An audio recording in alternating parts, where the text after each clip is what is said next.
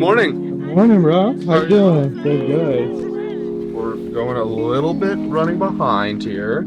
Used to be like this all the time. We would leave right before the flight took off, but then that just made for a incredibly stressful situation. And I know, guys, if you're watching this at home, this is the riveting stuff that you're looking for in a vlog.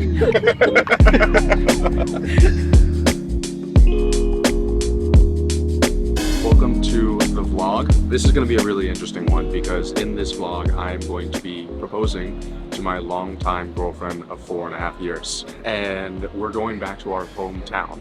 It's called Seaside, Florida, and it's a small tiny little hometown and not a lot of people there. It's like a beach town, and she thinks we're going back there for a client VIP day. So I sell something called a VIP day where I spend 4 hours with somebody working on their business, and so I have been creating the perfect cover story for this for the past 6 months. I pulled in clients, I pulled in employees, I pulled in friends, family members, and so she thinks we're going up there for a client VIP day, and that's also why I'm shooting a vlog to show the behind the scenes of that. And so the plan is we're gonna go in town. I actually am flying in or having a bunch of my friends come in, so we're gonna have, I think, 22 people at the actual proposal itself. Her family, her friends, my family, my friends, and so the plan is that we're gonna go fly into town, and then we're gonna go work for a little bit, hang out in the town, go to my brother's restaurant for some time, and then I'm gonna be like, hey, before we go to dinner, why don't we go to the dock, because we always go there. And so we're gonna walk down there. I'm gonna do the deed, and then we're gonna have everybody run down the dock and see us there. And then we have a dinner planned with everybody at my brother's restaurant, and then we are gonna spend the entire weekend with all of our friends and family having a blast. So excited to take you guys on this entire thing. By the way, I don't think she suspects a thing right now. Either she's the world's best actress or she really doesn't suspect a thing. So I think seeing the look on her face, it's gonna be priceless.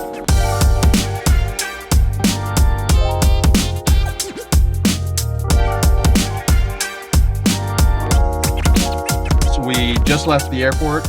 We're about an hour and a half away, and then we're probably gonna go straight to my brother's restaurant and have some lunch because we're pretty hungry. So I'll give you guys an update in just a little bit. All right, guys, so we finally made it. About an hour and a half ride. We are actually in front of my brother's restaurant right here.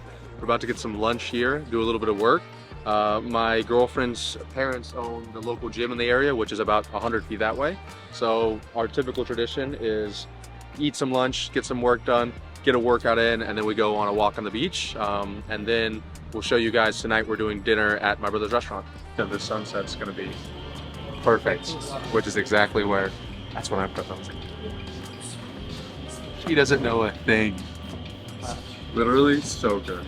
The weather is amazing. We avoided the storm. This is all coming in plan. We always say everything works out exactly as it's supposed to. What's going on, guys? So we are now going, I'm a big walker. That's one thing you'll learn about me. Everywhere we go, I do at least like an hour walk every day.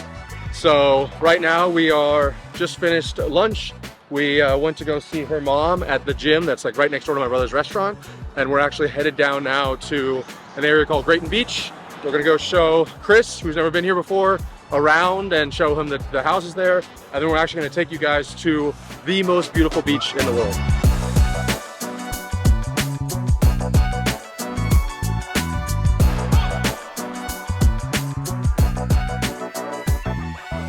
We're about T-minus 2 hours until freaking prime time here. So the plan right now is we're gonna keep on walking around here. Everything's all fine. The funny part about this is that she doesn't realize that we're literally gonna do all of this again tomorrow with all of our friends because they're in town right now. So I'm just kind of playing along with the whole thing. I told her that a plumbing thing burst at our Airbnb, so we couldn't go inside of there. So instead we have to go to our mom's house to get ready for dinner. Chris is gonna go say he has to do a meeting, set up the drone, and then I'm gonna walk to the dock, and that's where it's all gonna go down. I think we'll probably put some B-roll footage of the actual thing coming on once it happens, so hopefully she says yes.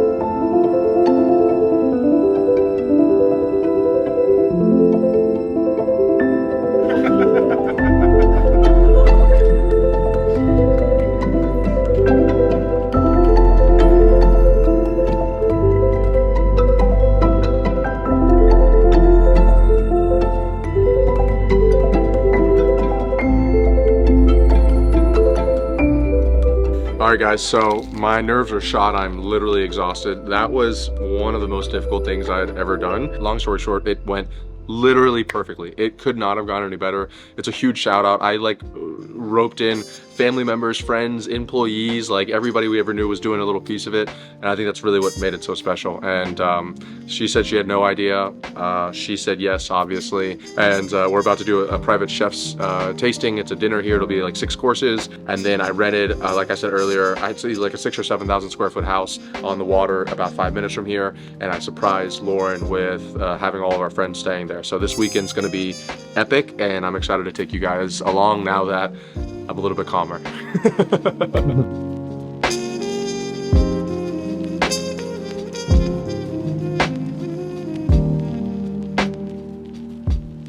I just wanted to take a moment, we just wanted to take a moment and say thank you to everybody here for coming out here. Some of you, not a far drive, others of you, kind of a far drive. 7 hours. Well, thanks, Calvin. I just wanted to take a second here and say thank you to all of you for coming out here, and thank you to all of you for your help tonight. So, cheers. Cheers. Cheers. Cheers.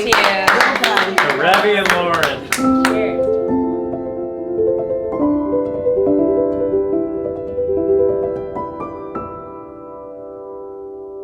All right, guys, so bada bing, bada boom, there you go. There's all the social proof you need.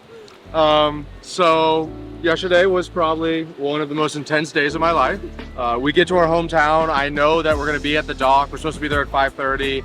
And the whole time I'm trying to make sure it's a secret, make sure we're there on time, trying to act casual and calm so that she didn't pick up on anything. We end up at 6 o'clock. And I'm literally sitting at the house, meditating, trying to calm my heart down. And I was holding my hand over my heart because it was beating so much through my chest. I was afraid she was gonna see what was going on. So I was like trying to act calm the whole time. And we end up going to the dock. We walk down there and we have candles lit going down all of the entire dock. And at the very end, there's a circle of candles. And so as we're walking down the dock, I see her stutter step for 1 second when she starts to see the candles. Almost like, what? But I think she didn't want to be embarrassed and be like, oh my God, and have it just be the regular dock candles. But then when we got towards the end, she saw the full circle of candles, and that's when she kind of knew, yeah. The only reason she had any indication, which this has been 6 months of the planning, was because I had mentioned the dock. Yesterday, yeah. Yeah, no, you finish. Okay, so I had zero certainty. For like a lot of context, I had a feeling he was gonna do it this year. And I didn't know when, but I knew, knowing his brain, he would do it when the weather was gonna be beautiful. And so we always come up for Christmas. And I was like, no, there's no way he would do it when it's so cold outside. It's like too cold. So I was like trying to put pieces together of like, is this going to happen on this trip or not? And then he kept referring to the dock, which is where we had our first kiss and where he proposed and asked me to be his wife. And so he kept mentioning the dock a lot. And I was like, okay, he's mentioning the dock a lot more than normal. If guys, if you're watching this, you gotta play it cool. You gotta play it cool. And so I was like, I mean, yeah, we go to the dock we do go to the dock every time we come home, but it's not that big of a deal. And so that kind of tipped me off a little bit. Being able to celebrate with our friends and family together has been like waking up with them and talking about it again. It's been so, like, that part has been so special. And now we're gonna pretty much spend the rest of the day hanging out, going to the beach. We just have a beach set up right here. And then we're doing another dinner with friends and family tonight. Spaghetti and meatballs, super casual.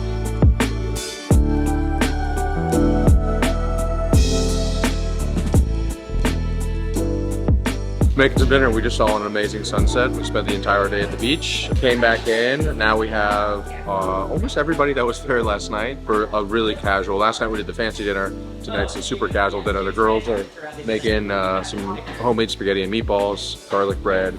We're doing some cookies, but gluten-free cookies for those watching at home for dessert, and just watched one of the most beautiful sunsets that I've ever seen. So you guys will check out probably some B-roll of the dinner and us eating dinner.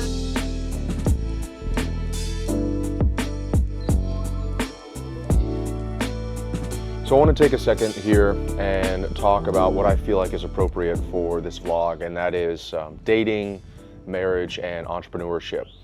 This is something that I get questions about literally all of the time, and I feel like since I just got engaged literally 2 days ago, and I've had a decently successful entrepreneurial journey in the past few years with obviously some ups and downs, and my own opinion on it has changed over time, and I wish somebody else I would have watched this video a few years ago. I feel like it was really appropriate to talk about it here.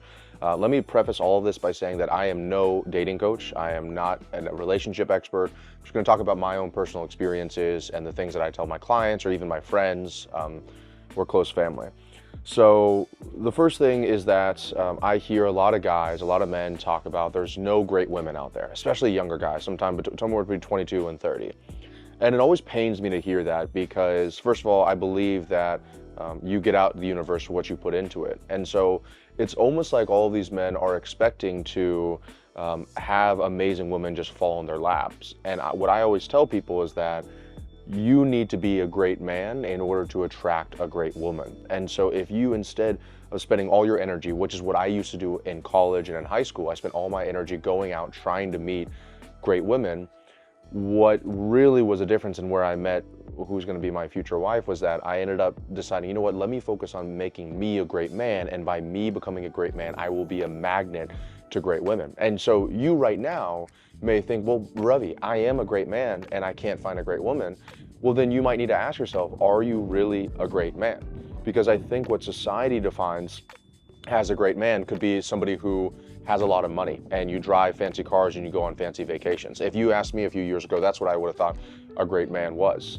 But now what I have learned more is a great man is more well-rounded. But if you're able to make a lot of money, but also be a supportive partner, but also be a big part of the family, but also take care of your health, but also work on your spirituality, right?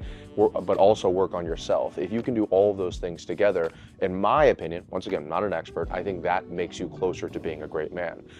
So that's the first element. Be who a great woman would want to be with. That might mean that you spend a few years working on yourself.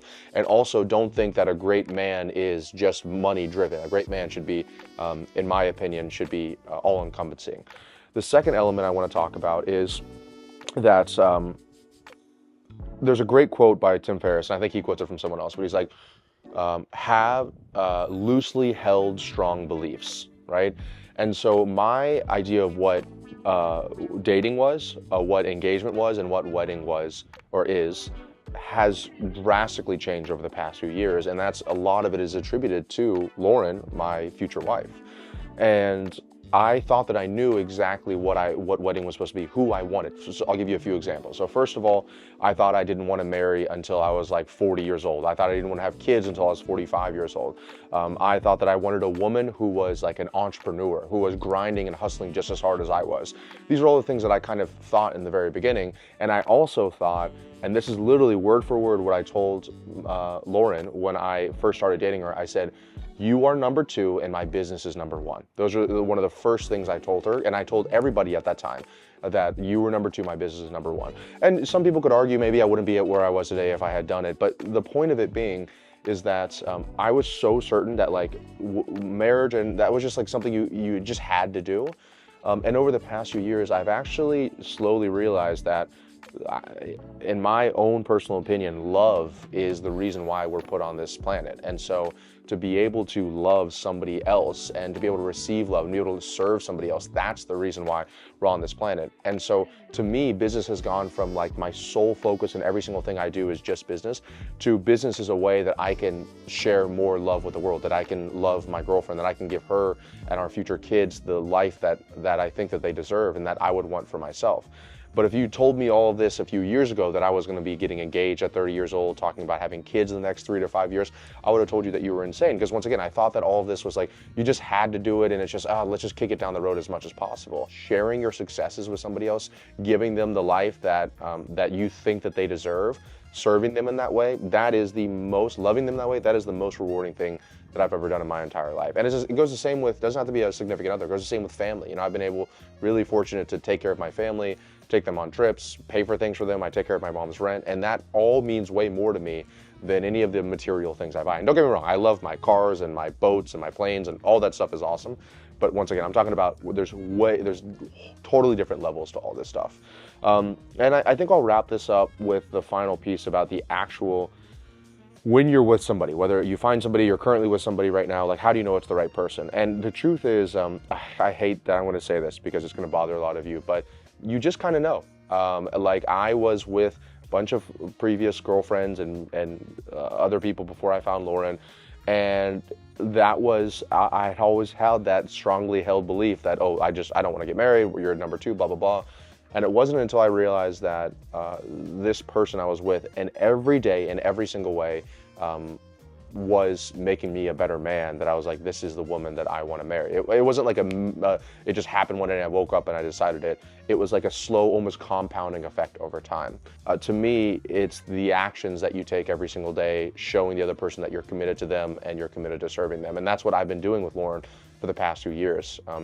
But I do just want to say that dating Lauren has been by far the most rewarding thing in my entire life. Getting a puppy, most rewarding thing in my entire life. And I look forward to also having kids.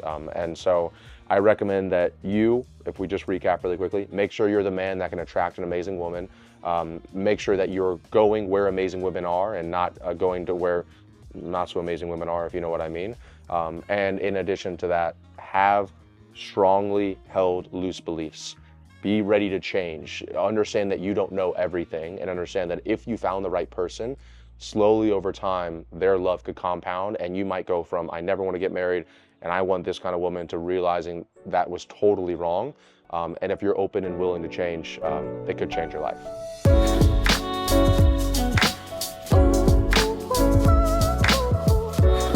All right, guys, so that is a wrap. We are here at the airport. I forgot my wallet, so I had to kind of weasel my way through TSA security. But thank you guys for coming through the whole trip with us. Hope you guys enjoyed it. I will say that it was incredible. Literally, the only word I can use to describe the entire thing was perfect.